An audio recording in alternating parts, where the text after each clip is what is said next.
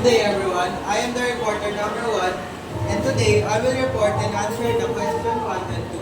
For the question 1, a tourist is using a simplified map of the LRT1 light rail transit line in Metro Manila.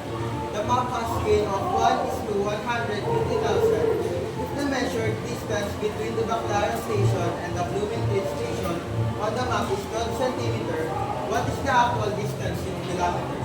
To find the actual distance in kilometers, we will just substitute the given. So 1 will become 12 and 150,000 will remain the same. So 12 times 150,000 is equal to 1,800,000 centimeters. To convert centimeter into kilometer, we will divide it by 100,000. So 1,800,000 divided by 100,000 is equals to 18 kilometers.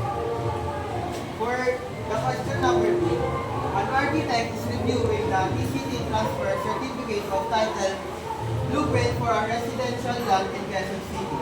The blueprint has scale of 1:200.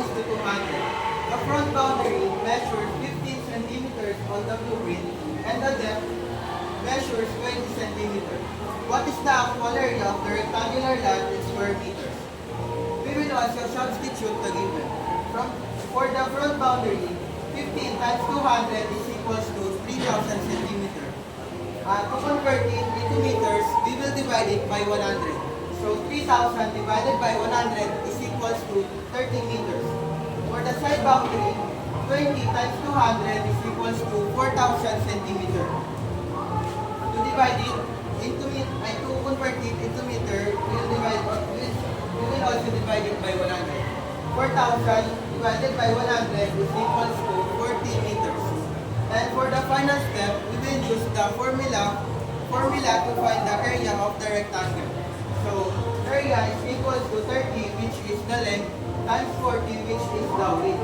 And that is equals to 120 meters squared. And that's all. Thank you.